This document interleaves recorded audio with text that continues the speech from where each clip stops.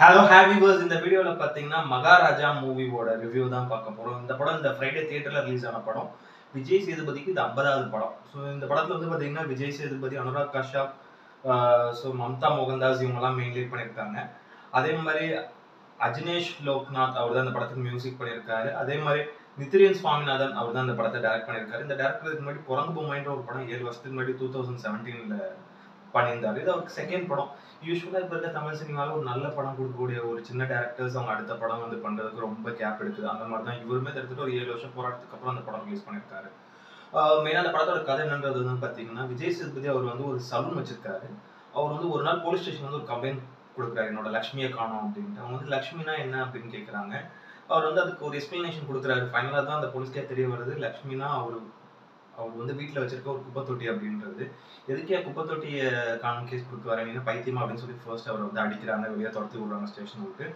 திரும்பி அதுக்கப்புறம் புரிஞ்சுக்கிட்டு தான் அவர் சொல்றாரு, நான் உங்களுக்கு 7 லட்ச ரூபா கொடுக்குறேன் லஞ்சம், எப்படியாவது எனக்கு குப்பை தொட்டியை கண்டுபிடிச்சு கொடுங்க அப்படின்றாரு. அப்போதான் இவங்க இதுக்குள்ள ஏதோ ஒரு விஷயம் இருக்கே அப்படின்னு சொல்லிட்டு இது துருவி துருவி நோண்ட ஆரம்பிக்கிறாங்க. ஸோ ஃபைனலாக லக்ஷ்மி அவர்கிட்ட கிடைச்சதா இல்லையா அப்படின்றது அந்த படத்தோட மீதி கதை. ஒரு நல்ல ஒரு இன்ட்ரெஸ்டிங்கான ஒரு ஸ்டோரி கூட படம் வந்து பார்த்தீங்கன்னா மெயினாக. அதே மாதிரி ஸ்க்ரீன் பிளே வந்து பார்த்தீங்கன்னா ஒரு நான் லீனியர் டைப்பில் தான் கொண்டு போயிருக்காங்க. மெயினாக இதுல வந்து விஜய் சேதுபதி அவரோட ஆக்டிங் வேற லெவலில் இருந்தது படத்தில். ஒரு 50வது படம்ன்ற போது இன்னும் கொஞ்சம் ஸ்பெஷலாகவே இருக்கும் அவருக்கு. அதே மாதிரி ஆக்டிங் பிரமாதமாக பண்ணியிருக்காரு. படம் பூராமே வந்து பார்த்தீங்கன்னா நிறைய இடங்களில் ஒரு அப்பாவாக அவர் கொடுக்கக்கூடிய அந்த ஒரு எமோஷனாக இருக்கட்டும், ப்ளஸ் ஸ்டன் சீன்ஸ்லாம் பயங்கரமாக பண்ணியிருக்காரு. Action scenes and emotion scenes, like ஒரு சில ஹியூமர்ஸ் அதெல்லாம் கூட படத்தில் இருந்தது பார்த்தீங்கன்னா தெரியும். சின்ன சின்ன ஹியூமர் தான், அது வந்து நமக்கு லைட்டாக ஒரு சில இடங்களில் ஒரு சிரிப்பு வரும். ஆனால் அவர் அந்த சீரியஸாக பண்ணியிருப்பார் நிறைய இடங்களில். ஒரு சில சீன்ஸ்லாம் செமையாக இருந்தது அவரோட ஆக்டிங். எமோஷனலான ஒரு ஃபாதராகவும் சரி, அதே மாதிரி லைக் வந்து அந்த ஆக்ஷனாக அது வந்து ஒரு ரிவெஞ்ச் எடுக்கிற இடத்துலையும் சரி ரொம்ப நேச்சுரலாக பண்ணியிருந்தாரு. உண்மையிலே இந்த மாதிரி ஒரு சம்பவம் ஆனால் ஒரு அப்பா எப்படி பிஹேவ் பண்ணுவாங்களோ அதை வந்து உண்மையிலே பண்ணியிருக்காரு. அதுவும் ஒரு தைரியமான அப்பா எப்படி பண்ணுவாங்களோ அதை வந்து அப்படியே தத்ரூபமாக நடிச்சிருக்காரு. செம ஆக்டிங் அவர்கிட்ட இருந்து பிரமாதமாக பண்ணியிருக்காரு. மோஸ்ட்டாக நிறைய ஆக்டர்ஸ்க்கு வந்து பார்த்தீங்கன்னா 50வது படம் சக்ஸஸ் ஆகுன்றது கொஞ்சம் கஷ்டம் தான். ஏன்னா 50 100லாம் அவங்க ஒரு மைல்கல்லாக வச்சிருப்பாங்க. அது வந்து என்னை பொறுத்த வரைக்கும் அந்த நம்பர்ஸ்லாம் ஒன்றும் கிடையாது. ஏன்னா அவங்க எவ்வளோ ஹிட் கொடுத்துருப்பாங்க. அந்த ஒரு நம்பரில் வரணும் அவங்க ஃப்ளாப் கொடுத்தா அவங்க ஒன்றும் ஆக்டர் அப்படின்லாம் கிடையாது. அதனால ஜென்ரலாகவே ஒரு ஆக்டர்ஸை பொறுத்த வரைக்கும் 50வது படம் 100வது படம் 25வது படம்லாம் ஹிட் கொடுக்கணும்னு தான் எல்லா ஆக்டர்ஸும் ஜென்ரலாக நினச்சி நடிப்பாங்க. அதே மாதிரி தான் இவருக்கு 50வது படம் விஜய் சேதுபதிக்கு பயங்கரமாக கிளிக் ஆயிருக்கு. ரொம்ப நல்ல சூப்பரான ஒரு ரோல் கூட. அது பிரமாதமாக பண்ணியிருக்காரு. படம் பூராமே வந்து பார்த்தீங்கன்னா அவரோட ஆக்டிங்கில் அப்படியே ரொம்ப ஒரு மாதிரி அப்படியே ஒரு மாதிரி சீரியஸாக இருக்க மாதிரி தான் இருக்கும் அவர் கேரக்டர். லைக் ஏதோ ஒன்று யோசிச்சுட்டு இருக்க மாதிரி இருக்கும். ஆக்சுவலி படத்தில் ஸ்டார்டிங்கில் பார்க்கும்போது நீங்கள் வந்து படம் எந்த ஒரு ஸ்பாயிலர் எந்த ஒரு ரிவ்யூவும் பார்க்காம போய் நீங்கள் படத்தை பார்த்தீங்கன்னா படத்தோட ஸ்டார்டிங்கில் உங்களுக்கு அவர் ஒரு மென்டலி டிசேபிலிட்டி கேரக்டர் அப்படிலாம் உங்களுக்கு தோணும். அந்த மாதிரி இருக்கும் அவரோட அந்த ஒரு இதுவே. லைக் ஏதோ ஒன்று யோசிச்சுட்டு இருப்பாரு. பிரமாதமாக அந்த அவரோட ஆக்டிங், அந்த கண்ணில் நடிக்கிற வேரியேஷன் எல்லாம் வந்து எக்ஸ்பிரஷன்ஸ்லாம் பயங்கரமாக பண்ணியிருந்தார் விஜய் சேதுபதி. செம ஆக்டிங். அவரோட கெரியர்லேயே ஒன் ஆஃப் த ஒரு பெஸ்ட் ஆக்டிங், ஒரு பெஸ்ட் படமே அவருக்கு சொல்லலாம். அது மாதிரி மணிகண்டன் அவர் வந்து இதில் வந்து ஒரு வில்லனாக பண்ணியிருக்காரு. பாய்ஸ் படத்தில் பார்த்துருக்கோம். ஸோ இதில் வந்து ஒரு ஒன் ஆஃப் த வில்லனாக பண்ணியிருக்காரு. ஒரு நெகட்டிவ் கேரக்டர் தான், சின்ன கேரக்டர் இருந்தாலும் நல்லா பண்ணியிருக்காரு. அனுராக் கஷ்யப் அவர் வந்து இப்போ வந்து லியோ படத்தில் ஒரு 30 செகண்ட்ஸ் வர சீன் தான் வச்சுருந்தாங்க. அதுக்கப்புறம் லைக் நயன்தாரா படம் ஒரு படம் இதுக்கு முன்னாடி பண்ணியிருந்தாரு. அதுக்கப்புறம் அவருக்கு எதுவும் பெரிய படங்கள் வந்து வரல தமிழ் சினிமாவில். பட் இந்த படத்தில் ஒரு நல்ல வில்லனாகவே யூஸ் பண்ணியிருக்காங்க. ஓரளவுக்கு நெகட்டிவ் ஷேட் ஆஃப் ஒரு கேரக்டர், ஒரு கொடூரமான வில்லனும் கூட. ப்ளஸ் ஒரு ட்விஸ்ட்லாம் இருக்குது இவரோட கேரக்டர் படம் பார்த்தீங்கன்னா தெரியும். நல்லா நீட்டாக பண்ணியிருக்காரு அவரோட ஆக்டிங். அந்த வில்லனிசம் சரி, ஜென்ரலாக அவர் எப்படி பண்ணுவாரோ அவரோட வில்லனிசம் அந்த மாதிரி ஸ்டைல் தான் பண்ணியிருக்காரு. அந்த ஒரு பாடி லாங்குவேஜ் அது எல்லாமே நல்லா இருந்தது அவர்கிட்ட. ரொம்ப நல்லா நீட்டாக பண்ணியிருந்தார் அவரோட ஆக்டிங்கும்.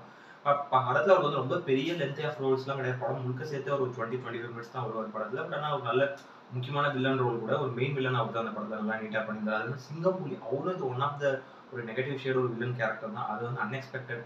அந்த படம் பார்க்கும்போது நானே ஷாக் ஆகிட்டேன். அந்த சிங்கப்பூலி கேரக்டர் அதை நீங்கள் பார்த்தீங்கன்னா நிறைய பேர் கோவப்படுவீங்க, அவர் அடிச்சுக்கணும் கொல்லணும் அப்படின்ட்டுலாம் தோணும். எப்படி நீங்கள் இப்போ வந்து இந்த கர்ணன் படத்தில் வந்து நட்ராஜ் நாட்டி கேரக்டரை பார்த்து உங்களுக்கு வந்து கர்ணன் நாட்டி கேரக்டரை பார்த்து உங்களுக்கு வந்து கோவம் வந்து அந்த போலீஸ்காரன் கேரக்டரை பார்த்து கோவம் வந்து, அதே மாதிரி இந்த படத்தில் வந்து பார்த்தீங்கன்னா சிங்கப்பூலி கேரக்டரை பார்த்தா எல்லாருமே பார்க்குற ஆடியன்ஸ் கோவம்.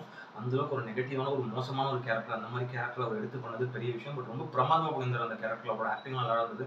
ப்ளஸ் அதே அந்த ஒரு சீன் வந்து ரீக்ரியேட் பண்ண சொல்லுவாங்க டுவர்ட்ஸ் அந்த ஒரு ப்ரீ கிளைமேக்ஸில். அந்த சீன்லாம் ரொம்ப பிரமாதமாக பண்ணியிருந்தார். ரொம்ப ஒரு நெகட்டிவ் ஷேட் ஆஃப் கேரக்டர் இருந்தாலும் நல்லா பண்ணியிருந்தார் அவர்.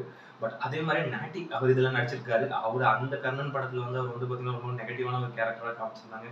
பட் இதுலேயும் நான் அப்படிதான் ஒரு வில்லன் டைப் ஆஃப் ஒரு கேரக்டர் தான் காமிச்சோம். பட் ஆனால் ஒரு நல்ல பாசிட்டிவ் கேரக்டரோட ஒரு கேரக்டர் வந்துருக்காங்க. ஒரு இன்ஸ்பெக்டர் ரோல் நாட்டி நடராஜர் ரொம்ப பிரமாதமாக பண்ணியிருந்தார். அவரோட ஆக்டிங் நல்லா இருந்த ஒரு இன்ஸ்பெக்டர் கேரக்டர் பிரமாதமாக பண்ணியிருக்காரு. அதே மாதிரி முனிஷ்காந்த், அருள்தாஸ் இவங்கலாம் வந்து அந்த போலீஸ் ஸ்டேஷனில் இருக்க அந்த ஒரு சப் இன்ஸ்பெக்டர் அந்த லேட்டையா அந்த மாதிரி தான் பண்ணியிருக்காங்க. ஒரு சின்ன ரோல் தான், அவங்களுதுமே ரொம்ப நல்லா இருந்தது, ரொம்ப நல்லா நீட்டாக சப்போர்ட்டிங் கேரக்டராக பண்ணியிருந்தாங்க. அது மாதிரி வினோத் சாகர் அவரும் வந்து அந்த அனுராக் கஷ்யப் கேங்கில் இருக்கக்கூடிய அந்த ஒரு கொள்ளடிக்க கும்பலில் இருக்க ஒரு கேரக்டராக ரோல் பண்ணியிருக்காரு. நெகட்டிவ் கேரக்டர் தான் அவரும் நல்லா பண்ணியிருந்தாரு. அதே மாதிரி மம்தா மோகன்தாஸ் அவங்க வந்து பிடி டீச்சராக ஒரு ரோல் பண்ணியிருக்காங்க. படத்தில் ஒரு சின்ன ரோல் தான், அவங்க இந்த ஒரு கேரக்டர் ரோல் நல்லா பண்ணியிருந்தாங்க. அபிராமி ரொம்ப நாளுக்கு அப்புறம் திரும்பி தமிழ் படங்களில் நடிக்க வந்திருக்காங்க. அவங்கள வந்து பார்த்தீங்கன்னா அனுராக் கஷ்யப்க்கு ஒய்ஃபாக பண்ணியிருக்காங்க. நல்லா இருந்தது அவங்களோட ரோல்.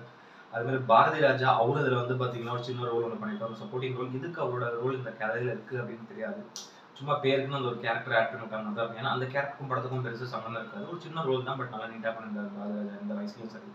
அதே மாதிரி இதில் மெயினாக நடிச்ச அந்த சின்ன பொண்ணோட ஆக்டிங் பிரமாதமாக இருந்தது, ரொம்ப சூப்பராக பண்ணியிருந்தாங்க அந்த பொண்ணு. படம் முழுக்கவே அதுவும் வந்து பார்த்தீங்கன்னா ஒரு 20-25 நிமிஷம் தான் வருது படம் ஃபுல்லாமே.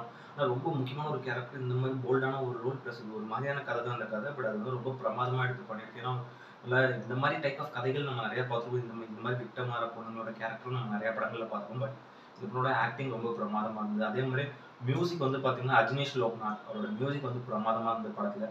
சாங்ஸ் அந்த அளவுக்கு பெருசாக எதுவும் வைக்கல, இந்த படத்தோட ஸ்பீடு குறைஞ்சிரும்ட்டு, பட் பேக்ரவுண்ட் ஸ்கோர் ரொம்ப பிரமாதமாக பண்ணியிருக்காரு. ஏன்னா அஜ்னேஷ் லோக்நாத் இதுக்கு முன்னாடி வந்து பார்த்தீங்கன்னா அவர் வந்து காந்தாராலே பயங்கரமாக பிஜிஎம் போட்டிருந்தாரு. அதே மாதிரி அதுக்கப்புறம் மங்களபுரம் ஒரு படம் பண்ணியிருந்தார், கன்னடா படம், அதுலேயும் பிஜிஎம் நல்லா இருந்தது.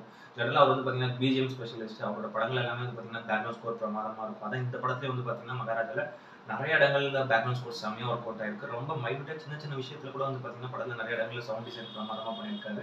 பேக்ரவுண்ட் ஸ்கோர் இந்த படத்துக்கு ஒரு பெரிய ப்ளஸ்னே நான் சொல்லுவேன். அதே மாதிரி தினேஷ் புருஷோத்தமனோட சினிமாட்டோகிராஃபியும் படத்துக்கு ஒரு பெரிய ப்ளஸ். நிறைய இடங்களில் ஸ்டன் சீன்ஸ்லாம் சூப்பராக சினிமாட்டோகிராஃபி பண்ணியிருக்காரு. ப்ளஸ் நிறைய இடங்களில் படம் வந்து பார்த்தீங்கன்னா நான் லீனியராக போகுது, அந்த இடத்துல ஒரு சில இடங்களில் அந்த கலரிங் டிஏ ஒர்க்லாம் ரொம்ப பிரமாதமாக பண்ணியிருந்தாரு.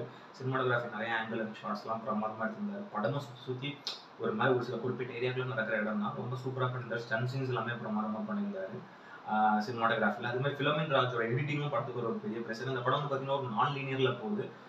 உண்மையிலே ஸ்க்ரீன் பிளே வந்து ஒரு சில இடங்களில் வந்து ஆடியன்ஸ்க்கு வந்து டக்குன்னு புரியாது. நிறைய படங்கள் அதிகமாக பார்க்கக்கூடிய ஒரு ஃபிலிம் லவர்ஸ், அதிகமாக இந்த மாதிரியான படங்கள் பார்க்கக்கூடிய ஆடியன்ஸ்க்கு இந்த மாதிரி படத்தோட ஸ்க்ரீன் பிளே டக்குன்னு பார்த்தோன்னே புரியும். சில பேருக்கு படத்தை ரொம்ப உணர்ச்சி கவனிச்சா புரியும், இல்லை தேட்டரில் இருக்கும் பக்கத்தில் இருக்க ஃப்ரெண்டோ யாராவது சொன்னால் தான் புரியும் ஸ்க்ரீன் பிளே.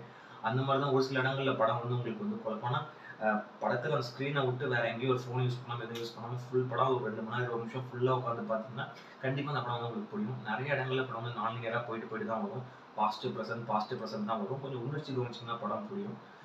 ஸோ அவரோட எடிட்டிங், ஃபிலோமின் ராஜோட எடிட்டிங் ரொம்ப முக்கியமாக, ரொம்ப நல்லா நீட்டாக கட் பண்ணியிருந்தார் படத்தை ஒரு 2 மணி நேரம் 1 நிமிஷத்துக்குள்ள. அதே மாதிரி டேரக்டர் நித்திலின் சுவாமிநாதன் அவரோட படம் நான் குரங்கு பொம்மை 2017 பார்த்தா, அப்போ நான் காலேஜ் ஒரு ஃபைனல் இயர் 3rd இயர் படிச்சிருந்த டைம். ஸோ அந்த டைமில் வந்து பார்த்தீங்கன்னா பிரமாதமாக இருந்தது அந்த படம் பார்க்கும்போது. அப்போ அந்த டைமில் நல்லா சூப்பராக இருந்தது, எனக்கு பிடிச்சிருந்தாங்க. அதுவும் வந்து ஒரு அண்டர்ரேட்டட் படம் தான், ஓரளவு நல்லா தான் எல்லாரும் மூலியமா பாசிட்டிவ் ரிவ்யூ வந்தாலும் பெருசாக போகல அந்த படம். பட் ஆனால் அந்த படத்தில் விதார்த் பண்ணியிருந்தாரு, அதுலேயும் பாரதி ராஜாலாம் இருந்தாரு. சூப்பர் கதை, அது ரொம்ப நல்லா இன்ட்ரெஸ்டிங்காக இருக்கும் அந்த படம். ஸோ இந்த மாதிரியான நல்ல டேரக்டர்ஸ்க்கு அடுத்தடுத்த படங்கள் பண்ணுறது அவங்களுக்கு இவ்வளோ வருஷம் கேப் ஆகுதுன்னு தெரியல. ஏன்னா நல்ல டேரக்டர்ஸ்லாம் வந்துட்டு இப்போ இருக்க எல்லா ப்ரொடியூசர்ஸும் பெரிய டேரக்டர்ஸ்க்கு தான் போகிறாங்க. பட் இவர் இத்தனை வருஷத்துக்கு அப்புறம் ஒரு 7 வருஷத்துக்கு அப்புறம் சூப்பர் ஹிட் கொடுத்துருக்காரு. ஏன்னா தமிழ் சினிமா இப்போ ரொம்ப வறண்டு போய் கிடக்கு. இப்போ கோலிவுட்டில் பெருசாக எந்த நல்ல படங்களும் அதிகமாக வந்து சக்ஸஸ் ஆகுது இல்லை. நான் இந்த வருஷத்துலேயே நான் பார்த்த ஒரு நல்ல படம் பார்த்தீங்கன்னா லாஸ்ட்டாக கருடன் வாங்கிது.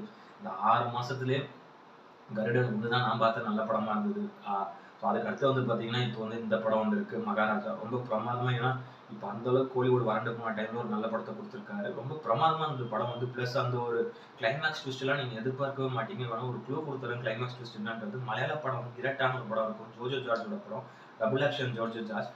அந்த படத்தோட ஒரு கிளைமேக்ஸும் அந்த படத்தோட அந்த ஒரு லைன் ஆஃப் கதையும் இதுவும் வந்து மேட்ச் ஆகும் டுவர்ட்ஸ் த கிளைமேக்ஸ். ஸோ இதுக்கு மேலே சொன்னால் ஸ்பாய்லர் ஆகிடும். பட் ஆனால் செம்ம ட்விஸ்டட். அது வந்து பார்த்தீங்கன்னா அந்த ட்விஸ்ட் எதிர்பார்க்கவே ரொம்ப நல்ல ஒரு ட்விஸ்ட்டு. ப்ளஸ் வந்து நல்ல ஒரு மெசேஜ் சொல்லக்கூடிய படம், ஒரு நல்ல ஒரு பேசிக் ஒரு நார்மல் ரிவெஞ்ச் ட்ராமா தான் இந்த படம். பட் ஆனால் ஸ்க்ரீன் பிளேல அந்தளவுக்கு சூப்பராக ஒர்க் அவுட் பண்ணியிருக்காரு. இந்த கதையை வந்து வேறு ஏதாவது ஒரு டேரக்டர் கொடுத்து ரொம்ப லைக் அது ஒரு கமர்ஷியலாக கொண்டு போயிருந்தா ரொம்ப நடாது எப்பயும் எடுக்கிற மாதிரி ஒரு படம் எடுத்திருக்காங்க அப்படின்னு சொல்லியிருக்கலாம். பட் ஆனால் இது வந்து பார்த்தீங்கன்னா நீட்டாக ஸ்க்ரீன் பிளேல ஒர்க் அவுட் பண்ணி ஒவ்வொரு கேரக்டரும் ரொம்ப சூப்பராக டிசைன் பண்ணி, ப்ளஸ் அந்த ட்விஸ்ட் அண்ட் டர்ன்ஸ்லாம் வச்சு அது நம்ம ஒரு சில ட்விஸ்ட் அண்ட் டர்ன்ஸ் நம்மளால் வந்து ப்ரெடிக்ட் பண்ண முடியுது இந்த படத்தில். பட் என்னால் ஒரே ஒரு இடத்துல மட்டும் அந்த ட்விஸ்ட் வந்து அந்த கிளைமேக்ஸ் ட்விஸ்ட் வந்து செம்ம சர்ப்ரைசிங்காக இருந்தது. அது கூட சில பேர் வந்து ப்ரெடிக்ட் பண்ணியிருப்பீங்க. பட் ஆனால் மோஸ்ட் ஆஃப் த பர்சன்ஸ்க்கு அந்த இடம் வந்து அந்த ஒரு ப்ரீ கிளைமேக்ஸ் அண்ட் கிளைமேக்ஸில் வர ட்விஸ்ட் வந்து கண்டிப்பாக அந்த படம் முடிய போகும் அந்த ட்விஸ்ட் வந்து அன்எக்ஸ்பெக்டடாக தான் இருந்திருக்கும். எனக்கும் அது அன்எக்ஸ்பெக்டடாக தான் இருந்தது. பட் ரொம்ப ஒரு நீட்டான ஒரு ஸ்க்ரீன் பிளே நிறைய இடங்கள். ஃபர்ஸ்ட் ஹாஃப்மே சரி, ஃபர்ஸ்ட் ஹாஃப் அப்படியே கொஞ்சம் ஸ்லோவாக தான் ஸ்டார்ட் ஆகும் படம். ஆனால் செகண்ட் ஹாஃப்ல அந்த ட்விஸ்ட் அண்ட் டர்ன்ஸோட ரொம்ப ஒரு இன்ட்ரெஸ்டிங்காக அந்த படம் கொண்டு போகும், நல்லாயிருக்கும் படம். அப்போ தான் கொஞ்சம் விறுவிறுன்னு பிடிக்கும். ஆனால் என்ன பொறுத்தவரைக்கும் ஃபர்ஸ்ட் ஹாஃப், செகண்ட் ஹாஃப் 2மே உங்களுக்கு வந்து பார்த்தீங்கன்னா, அந்த அளவுக்கு விறுவிறுப்பான ஒரு ஸ்க்ரீன் பிளே இருக்காது. பட் ஆனா இன்ட்ரஸ்டிங்கான ஒரு படக்கு பட கதைய விட்டு வெளிய போகாத அளவுக்கான ஸ்க்ரீன் பிளே தான் இருக்கும். படம் கொஞ்சம் ஸ்லோவா தான் போகும். நான் லீனியராவும் கொஞ்சம் ஸ்லோவா தான் போகும். பட் ஆனா நல்ல ஒரு சூப்பரான ஆக்டிங் எல்லார்கிட்டயும் இருந்ததுனால உங்களுக்கு வந்து படம் அந்த ஒரு கிரிப்பியா லைக் அந்த படம் பார்க்குற ஒரு படத்த விட்டு நம்ம ஒரு ஃபோன் யூஸ் பண்ணணும் அப்படின்றது தோணாது. அந்த மாதிரியான மூவி தான் கொண்டு போயிருக்காங்க. அதுல படத்துல எதுவும் பாட்டெல்லாம் அதிகமா தேவையில்லாம போடல. போட்டிருந்தா அந்த படத்தோட அந்த ஒரு லைக் அந்த ஒரு கதைக்குள்ள போற அந்த ஒரு வேகத்தை வந்து ரொம்ப தடையா இருக்கு. ஏன்னா படமே ஆல்ரெடி ஒரு ஸ்லோ பர்ன்டு ஸ்க்ரீன் பிளே. பட் அந்த இடத்துல சாங்ஸ் எதாவது வச்சிருந்தாங்கன்னா கொஞ்சம் மிஸ் ஆயிருக்கும். அது பண்ணாம நல்ல வேளை ரஜினி ஸ்லோக் அந்த பேக்ரவுண்ட் ஸ்கோர்லயே மேட்ச் பண்ணிட்டாரு.